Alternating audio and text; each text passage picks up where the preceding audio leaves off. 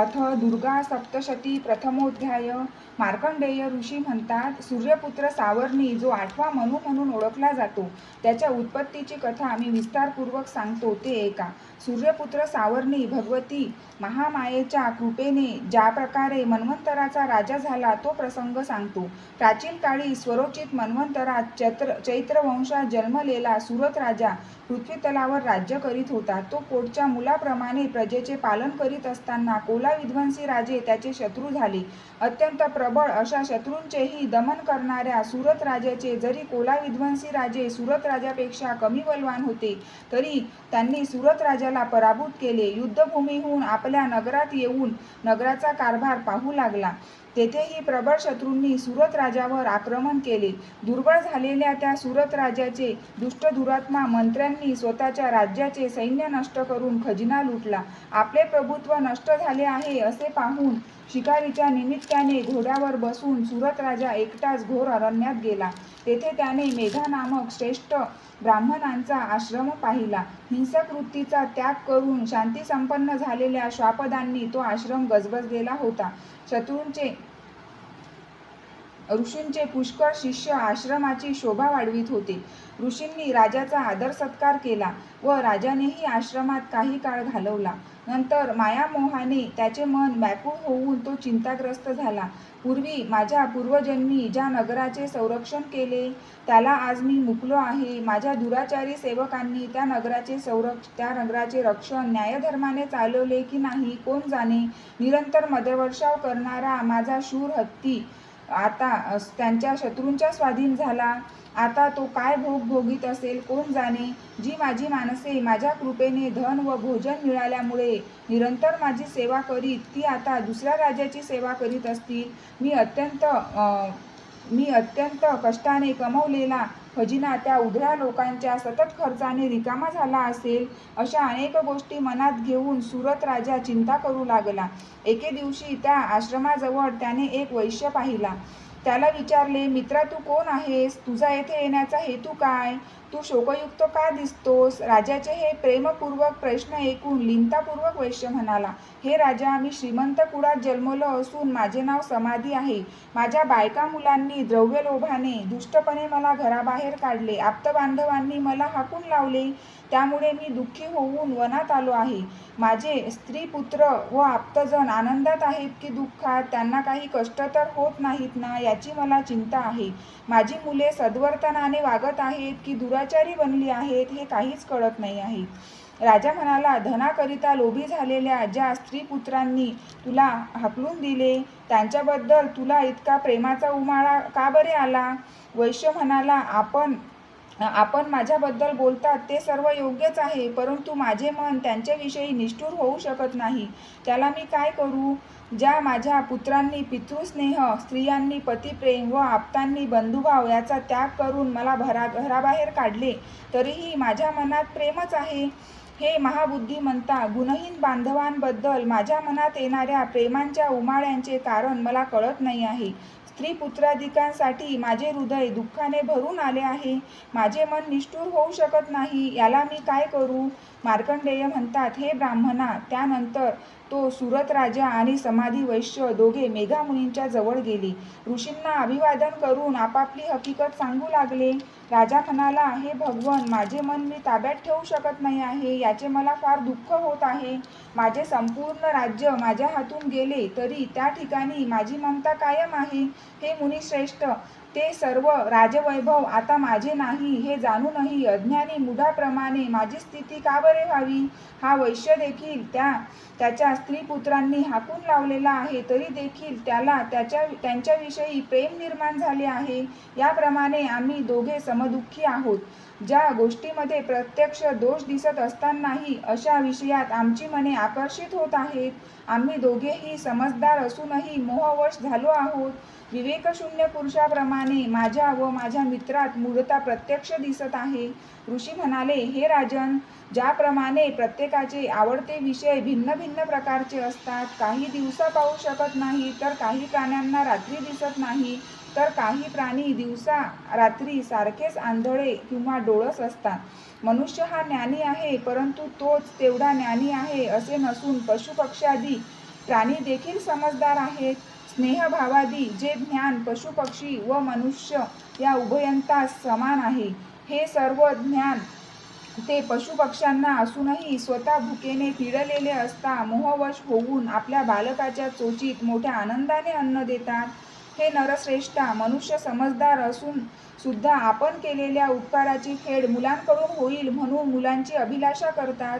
हे सर्व प्राणी ज्ञानी असून महामायेच्या प्रभावाने मायारूपी भोवऱ्यात फिरत मोहगर्गेत पडतात. त्यात आश्चर्यकारक असे काहीच नाही. ही महामाया म्हणजे भगवान विष्णूंची योगनिद्रा आहे. हिच्या योगाने सर्व जग मोह पावते. ती भगवती ज्ञानी मानवांची अंतःकरणे बलाने आकर्षून मोहाकडे प्रवृत्त करते. तीच ही संपूर्ण विश्वसृष्टी निर्माण करते. ती प्रसन्न झाल्यावर मनुष्यांना मोक्षप्राप्तीचा वर देते. संसारबंधन परमविद्या आणि नित्य अशा मुक्तीला कारणीभूत होणारी ती सनातनी देवी सर्व ईश्वरांची अधिश्वरी आहे. राजाने विचारले, भगवान, आपण जिला महामाया असे म्हणता ती देवी कोण आहे? हे ऋषीवरा, तिचे कार्य, तिचा स्वभाव, तिचे स्वरूप, तिची उत्पत्ती ज्या प्रकारे झाली आहे हे मी आपल्या तोंडून ऐकू इच्छितो. ऋषी म्हणाले, हे राजन, वास्तवात ती देवी नित्य स्वरूपातच असून पूर्ण जग हे तिचेच रूप आहे. तिने सर्व जगाला व्यापून टाकले आहे, परंतु तिचे प्रकटीकरण अनेक प्रकारांनी होते, ते तू माझ्याकडून ऐक. जरी ती नित्य व अमर आहे जेव्हा ती देवांचे कार्य सिद्ध होण्याकरता अवतार घेते त्यावेळी ती जगामध्ये उत्पन्न झाली असे म्हटले जाते.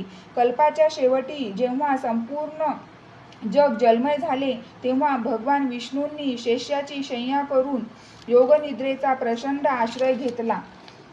त्यांच्या कानातील मळांपासून मधु आणि कैटभ नावाचे 2 भयंकर असुर निर्माण झाले आणि ते ब्रह्मदेवाला मारण्यास उद्युक्त झाले. भगवान विष्णूंच्या नाभिकमळात विराजमान झालेल्या प्रजापती ब्रह्मदेवाने जेव्हा त्या 2 भयानक असुरांना आपल्याजवळ येताना पाहिले आणि भगवान विष्णू तर गाढ झोपेत आहेत हे पाहून भगवान विष्णूंना जागे करण्यासाठी एकाग्रचित्त होऊन त्यांच्या नेत्रात वास करणाऱ्या योगनिद्रेचे स्तवन त्यांनी आरंभले.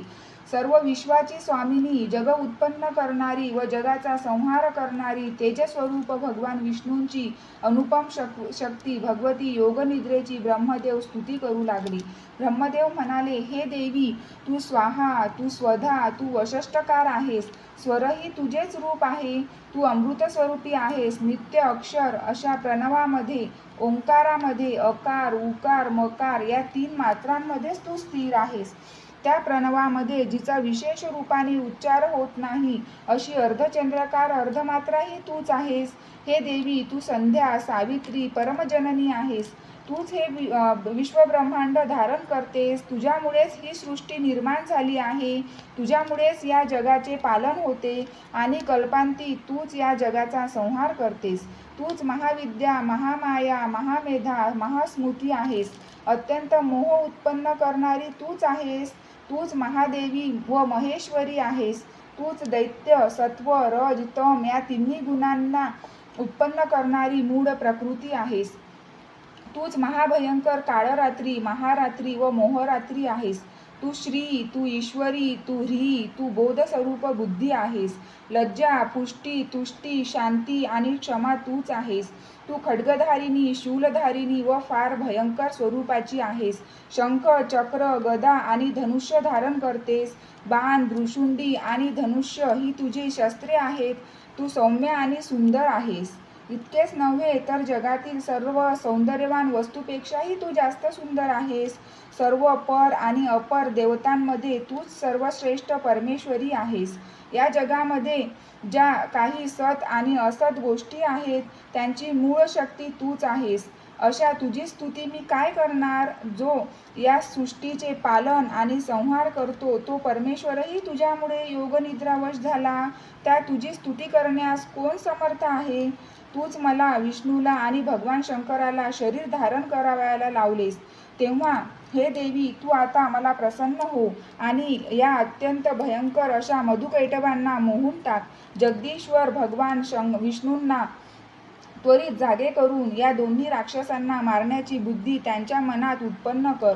ऋषी म्हणतात, हे राजा, मधुकैटभांना मारण्यासाठी भगवान विष्णूंना जाग यावी म्हणून ब्रह्मदेवाने तमोगणांची अधिष्ठात्री योगनिद्रा देवीची याप्रमाणे स्तुती केली. तेव्हा विष्णूंचे नेत्र, मुख, नाक, बाहू, हृदय, छाती इत्यादी अवयवांपासून ती योगनिद्रा निघून अव्यक्त जन्म अशा ब्रह्मदेवापुढे उभी राहिली. सर्व जगाचा स्वामी भगवान जनार्दन त्या महान सागरात जागृत होऊन शेषशय्येवरून उठला. त्याने त्या दोन्ही असुरांना पाहिले. ते दुष्ट मधुकैटभ अत्यंत बलवान व पराक्रमी होते. क्रोधाने डोळे लाल झालेले ते ब्रह्मदेवाला खाण्यास उद्युक्त झाले.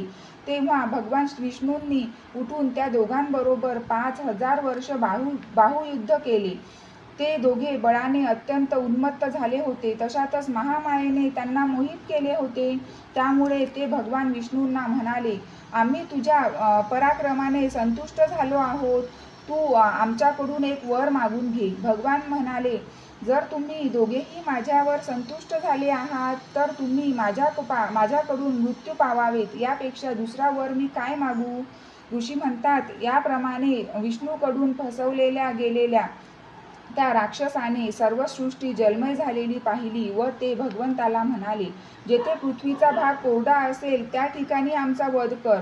तेव्हा तथास्तु असे म्हणून भगवान विष्णूंनी त्या दोघांची मस्तके आपल्या मांडीवर घेऊन चक्राने छेदून टाकली. याप्रमाणे ब्रह्मदेवांची स्तुती ऐकल्यावर ती देवी स्वतः प्रगट झाली. आता पुन्हा त्या देवीचा पराक्रम मी तुला सांगतो, ते ऐका. याप्रमाणे मधुकैटभ वध नामक पहिला अध्याय संपूर्ण झाला. महालक्ष्मी माता की जय.